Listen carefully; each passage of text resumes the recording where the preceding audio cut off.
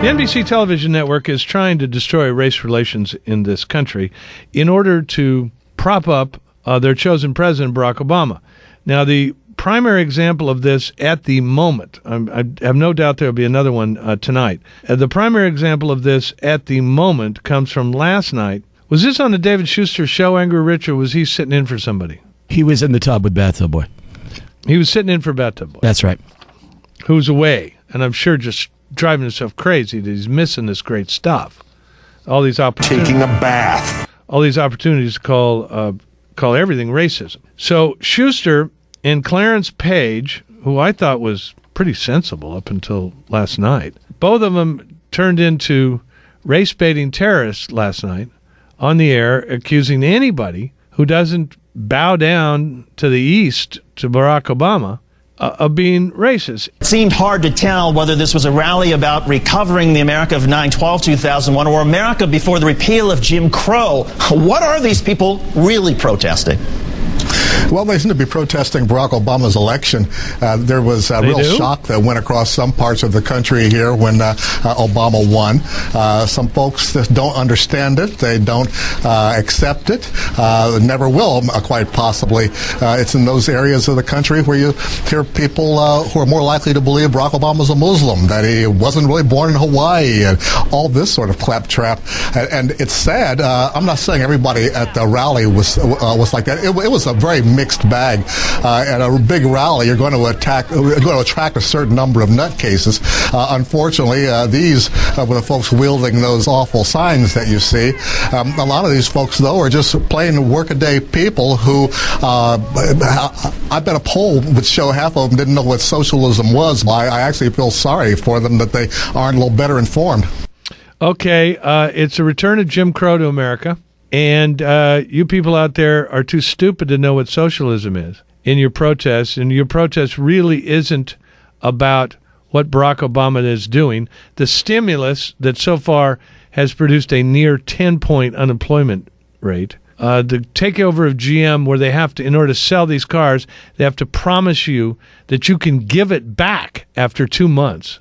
The healthcare plan, which seems to be more expensive and you get less than what you already got. No, it couldn't be that. It has to be because the president's black. Senator DeMint said on Saturday that the protest and the anger was not about President Obama. But based on the signs alone, DeMint's denial doesn't seem to hold up. And secondly, how much do you think bigotry was fueling this? Well, DeMint knows how to play it both ways. He's talking about Waterloo. But what really grabs me is his statement that freedom-loving people, I believe he said, are outnumbered in the Congress, but not across the country. You know, people across the country went out and voted for the people in that Congress. This is the way our system works. And that, to me, is just plain demagoguery. I can, feel sorry for people out in the crowd who didn't know any better, but Jim DeMint knows better.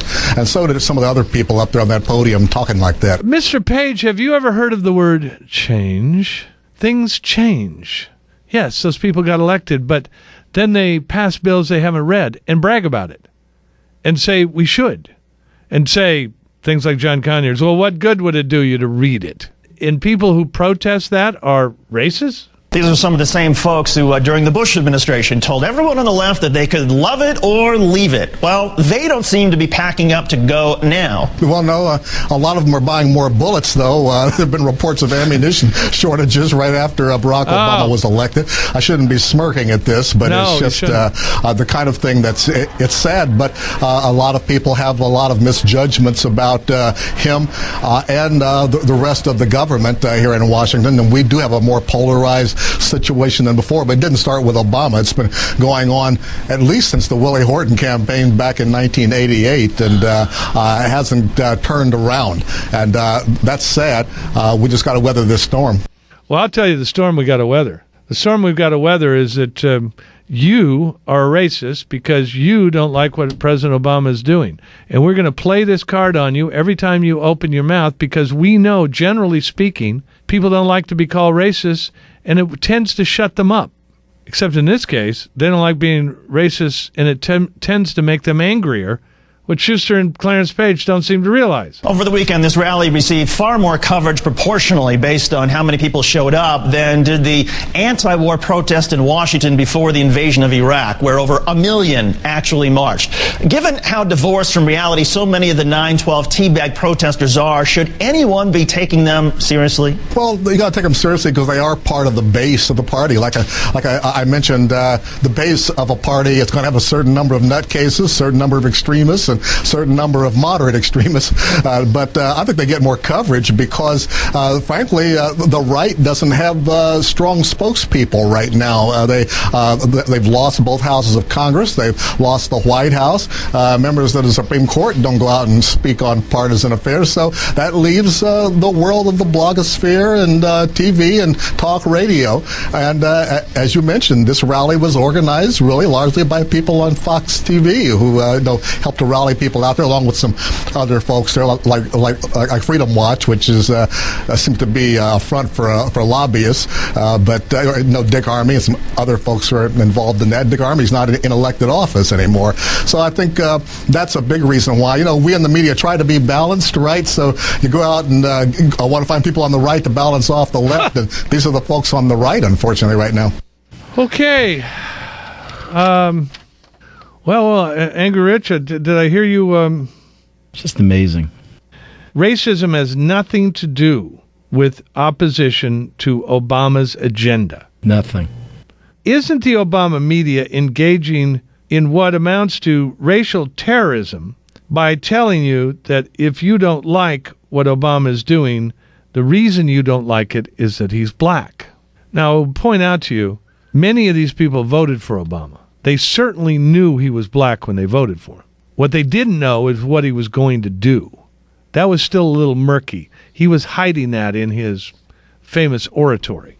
But now that it's been revealed what he wants to do, you're a racist if you don't like it. EJ in Alexandria, Virginia. Hey, I'm all for you guys having your say so, doing a tea party, all that.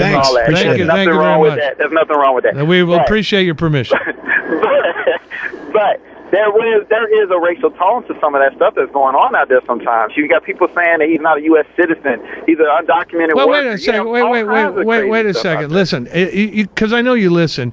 You know I have condemned the birthers, and I don't support them.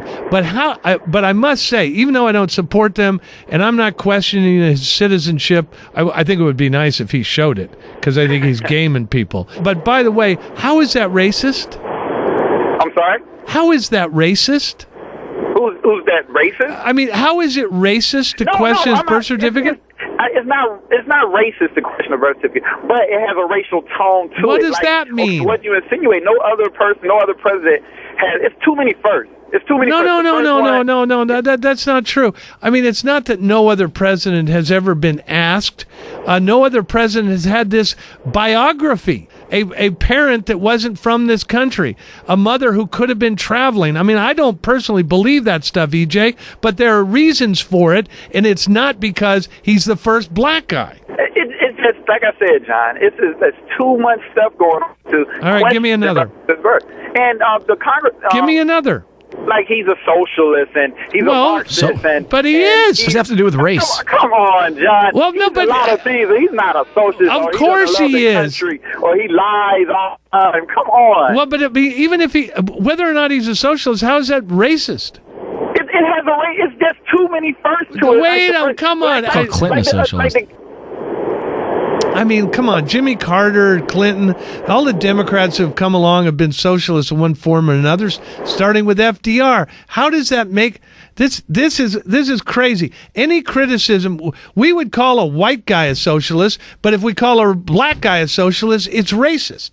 I don't get this. Somebody please explain it to me. This is not racism. It's criticism. Do you understand the difference?